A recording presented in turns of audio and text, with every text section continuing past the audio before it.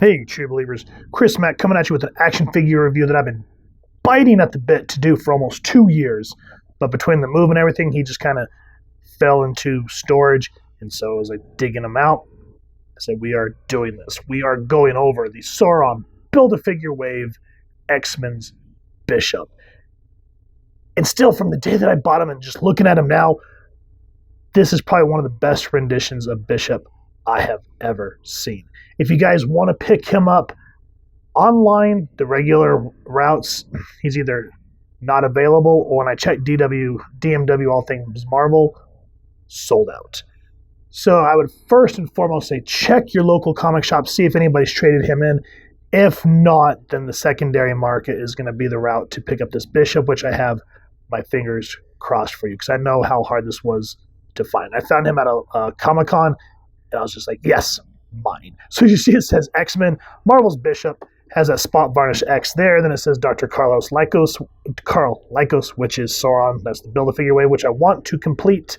So if you guys, let me know, because there's pieces of it that I need to know. Maybe we can trade, or, if you guys don't mind giving me a deal, because I want to finish Sauron so freaking bad. Come around to the side, gorgeous art piece of Bishop there. Come around to the back, love the action figure shot there. Just great stuff all around. Read up, get a close-up so you look at it at your convenience. Same with the figures from the wave that you need to build Sauron. Come around to the side, same gorgeous artwork. Nothing on the bottom, already went over the top. So with that said, let's get this awesome figure out of the packaging and see what it has to offer. Here's Bishop out of the packaging and just looking absolutely fantastic, like he just jumped out of the pages of the comics or the animated series. I love the detail that we put into him, and we'll go into it here in a minute, but just looking at him on the spinner, so excited to finally be able to review this figure. He's been sitting in storage, and I just keep thinking, like, man, I want to get this out, and I want to talk about it. So without further ado, let's get him off the spinner and talk about it. First appearance of Lucas Bishop was Uncanny X-Men number 282 from November 1991. He was created by Whilce, Portacio, and I have a hard time pronouncing his last name, and John Byrne. Bishop's mutant ability allows him to absorb energy and rechannel it in various forms, usually through his fists, as we all saw from the animated series. He was raised in a mutant concentration camp 80 years in the future, and that's why he has that M there on his face. And he would later work through the ranks of the XSC, which, if y'all never knew what that acronym was, it's the Xavier Security Enforcers, until finally becoming the commander. What kind of leads Bishop into being the character that he is he captures a villain named Trevor Fitzroy in the ruins of the Xavier Institute, and he discovers a damaged recording of Jean Grey. There she speaks of a traitor destroying the X-Men. Does this arc sound familiar? Bishop confronts a future Gambit, which in this timeline they called the Witness, for details about this, but Gambit doesn't really give a whole lot. It's vague and ambiguous. So what happens is Fitzroy escapes from prison, travels to the past, and ends up taking Bishop too. It's here that Bishop would eventually join the X-Men, and until the events of Onslaught, he would highly be suspicious of Gambit due to the ambiguity of what he heard from the Witness. So yeah, that was kind of the seeds of the Onslaught event. Very interesting stuff, highly recommended. Now, for his accessories, he only comes essentially with one piece, and that is his big beastie gun that we all know, both from the animated series and the comics. Except in the comics, he actually used them to kill people because he's, the XSC was more militarized, and it took Storm to really teach him that he can't just go out doing his own form of vigilante justice like that. And it took Bishop a long time to get over that. But anyway, this gunmetal gray looks great. Love the way it shimmers. Just good stuff all around.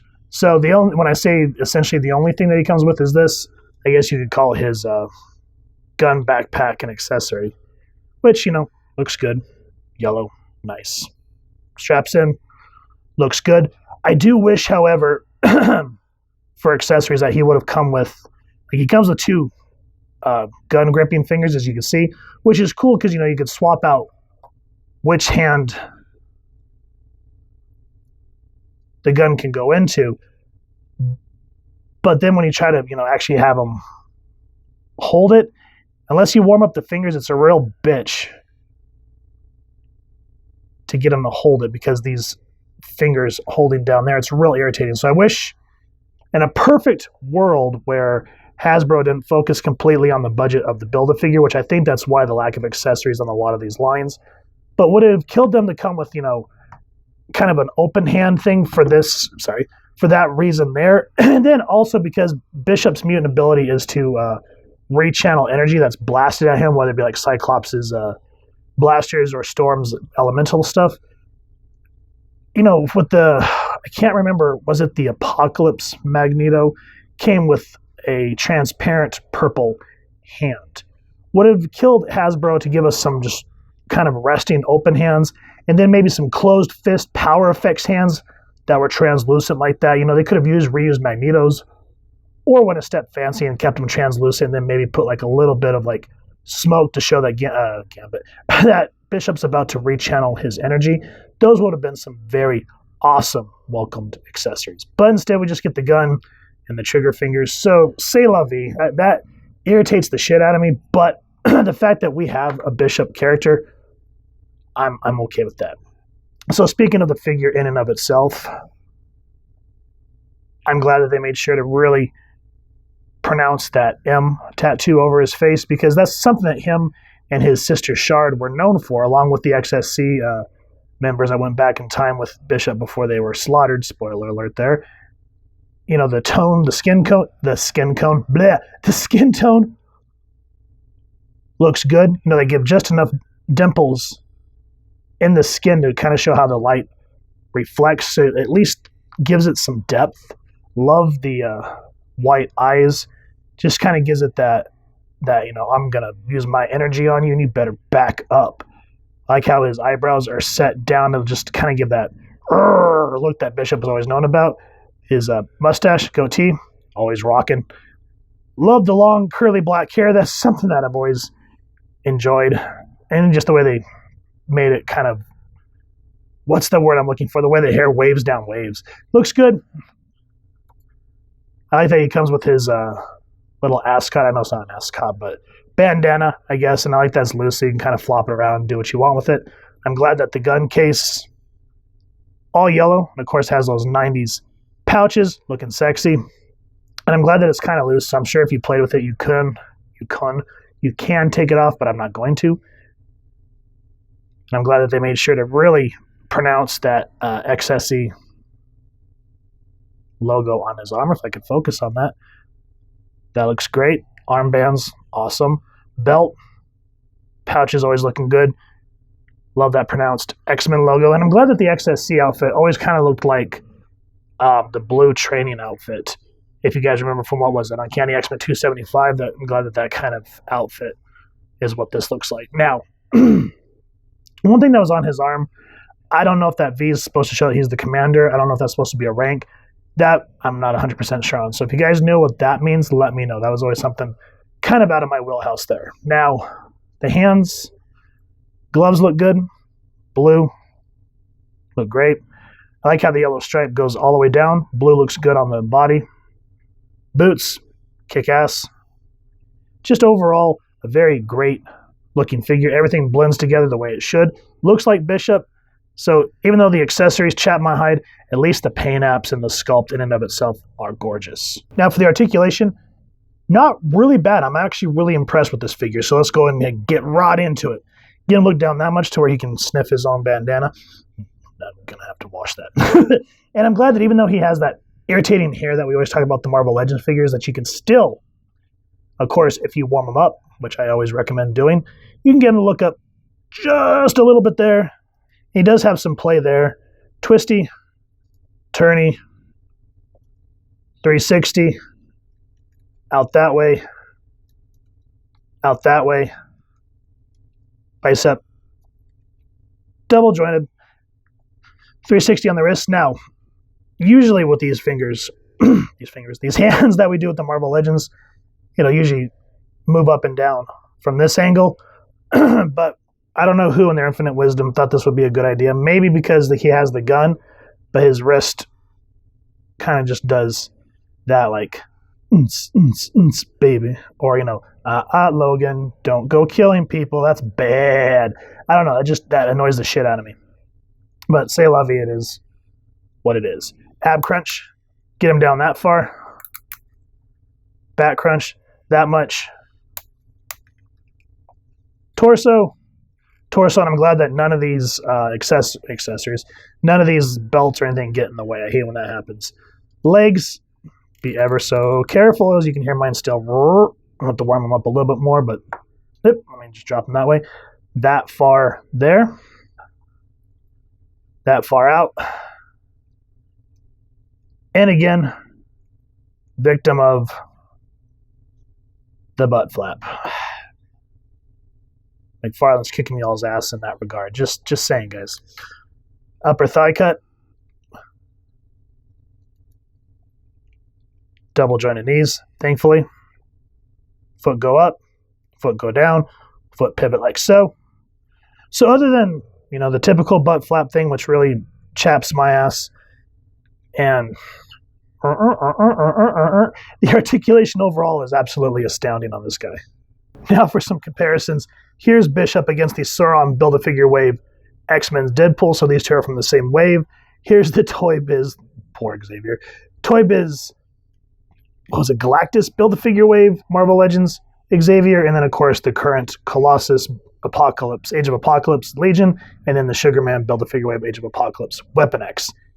And as you can see, you start playing around, start kind of coming up with some different silly scenes or action scenes. Everyone's going to scale together nicely. And that's one thing I like about this Xavier, is how Wade just fits perfectly in that wheelchair. Legion does too, as you saw from the review where I had him wrapped around it. Just very awesome way to just be creative and just mix different lines and have fun.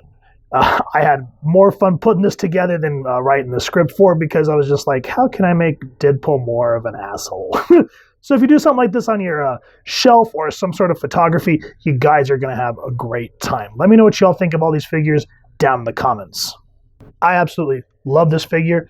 Yeah, there are some certain things that chap my ass.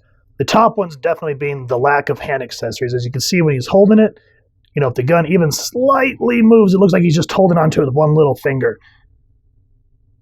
They really should have said, we should probably give them some just regular, either open hands, and then maybe some fist power effects, like the light purple ones, like one of the Magnetos came with, and maybe put some smoke on it to show that he's rechanneling energy, because he just comes with the one gun, which, Bishop's known for.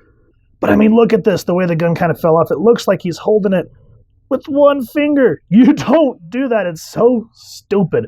It's cool to get two gun hands so you can kind of swap which hand it's going to be in. Cool. But, I still defer, enough coffee, to my prior comment. More accessories makes for happy customers. Now, granted, Sauron was a big figure, so maybe I can see, but still, stop sacrificing, what your main figure could be for the damn Build-A-Figure. I get it. But, there's some of us that don't hunt for Build-A-Figures only. We want tangible figures from the comics, and Bishop is one of them. So setting the accessories aside, trying to ignore the continuing butt flap problem, this is an excellent figure in terms of just having Bishop. It's him. He looks awesome. And of course, we can all get creative in terms of making power effects, yada, yada, yada. So I'm going to try to let the hand thing go. I highly recommend this figure nonetheless, and I hope that y'all can find one, because as I said at the beginning, he's getting harder and harder to find. If you have liked what you've seen, please first and foremost check with your local comic shop and see if maybe someone's traded one in. If not, then I'll keep my fingers, as I said, crossed for you in the secondary market. If you've enjoyed this review, we really would appreciate if you take a moment to like, share, and subscribe. Helps the club channel more than you could possibly know. And if you wouldn't mind hitting that fancy little XSE bell next to subscribe, that way as we continue to upload content, you guys get notified. Come to the channel. We love talking with you and hearing your thoughts and feedback down in the comments below, or our social media pages, which I make sure to leave the links down in the description. So with all that said, photo slideshow coming up next. Hope you all continue to have an absolutely amazing day reading, and happy hunting, true believers.